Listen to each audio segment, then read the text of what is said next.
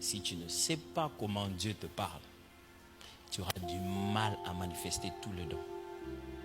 Et c'est là le problème. Les gens confondent l'écoute de Dieu et le don spirituel. Il n'y a pas les dons d'écouter Dieu. Ça n'existe pas. Tous mes brebis entendent ma voix. Écouter Dieu est une garantie logique de la conversation appelée prière. Tous les jours, c'est vous qui nous rappelez tout le temps. Prier, c'est parler avec Dieu. C'est une conversation. Tu parles et lui aussi parle. Pourquoi quand toi tu parles, lui il entend? Quand lui parle, toi tu n'entends pas.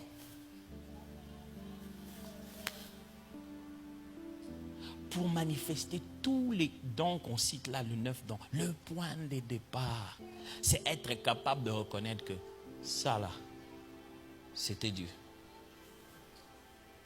C'est le point de départ d'une véritable vie chrétienne.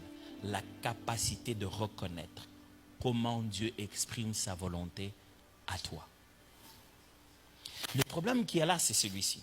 Les gens sont très intimidés par la manière dont on délivre un don. Ils ne savent pas comment on a reçu. Ils pensent que ce qu'on donne, c'est ce qu'on a reçu. Ils sont intimidés par le flot qu'on donne. Vous vous dites, waouh, ce gars, il a passé 20 minutes à lui expliquer des détails dans sa maison. Mais j'ai marché comme ça, pendant quelques secondes, je suis rentré là-bas et je commence à lui parler longtemps. Moi, je fais quelques secondes, j'ai vu, et puis je lui parle pendant 20 minutes. Parce que Jésus a promis ceci. Si on vient chez lui, il ne donne pas de l'eau. Mais dès qu'on le boit, ça va couler chez nous comme des fleuves. Ne confondez, vous ne recevez pas de fleuve, vous recevez une portion. Et après, c'est quand vous les délivrez que ça devient des fleuves. Le tout commence dans votre capacité à reconnaître la volonté de Dieu. À être 100% sûr et de dire à quelqu'un, Dieu m'a dit. Dieu n'envoie pas d'ambassadeur qui n'a pas de contact avec lui. Ça n'a pas de sens. Vous devez être capable de vous dire, Dieu m'a dit.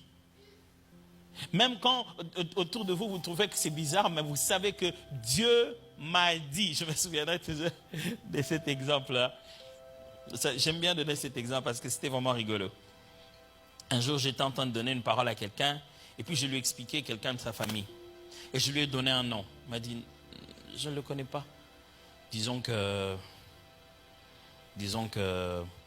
je lui ai dit, tu as un oncle qui s'appelle Alfred. Merci pour l'exemple. Je lui ai dit que tu as un oncle qui s'appelle Alfred et tout ça là. Je lui ai décrit l'oncle, je lui ai parlé, j'ai expliqué des choses. Bon, il était un peu perplexe.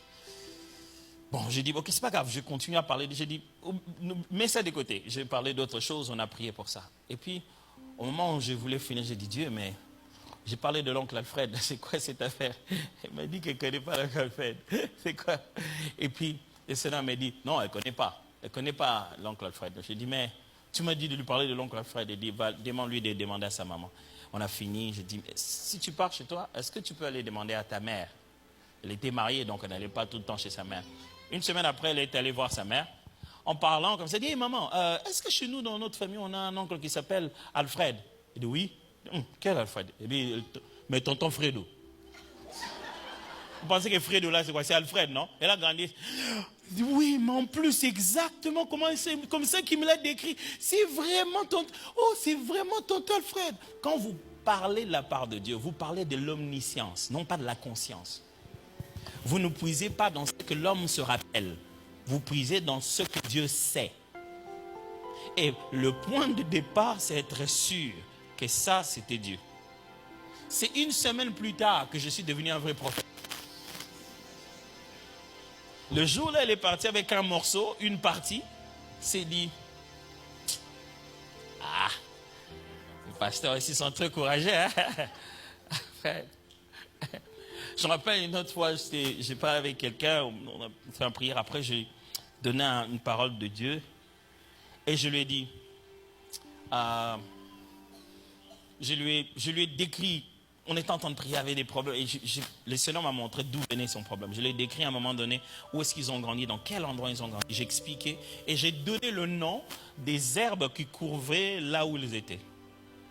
Et quand je lui parlais, ces noms-là me venaient en Chiluba, une de nos langues chez nous. Et je lui ai donné ce nom-là. J'ai grandi un peu une partie dans l'une des provinces où on parle cette langue. Mais elle ne connaissait pas ça dans cette langue. Donc elle était complètement perdue. On continue à parler, Je dis, est-ce que tu vois de quoi tu parles? Elle dit, non, oui, un peu, mais là, j'ai commencé à lui décrire. J'ai dit, tu connais, il y a des herbes qui sont tout rouges comme ça, comme des petits bâtonnets qui sont ensemble. Si tu les coupes, ça sort de l'eau, des liquides jaunes qui devient comme de colle, que tu peux mettre sur un papier et coller. Mais si ça entre dans tes yeux,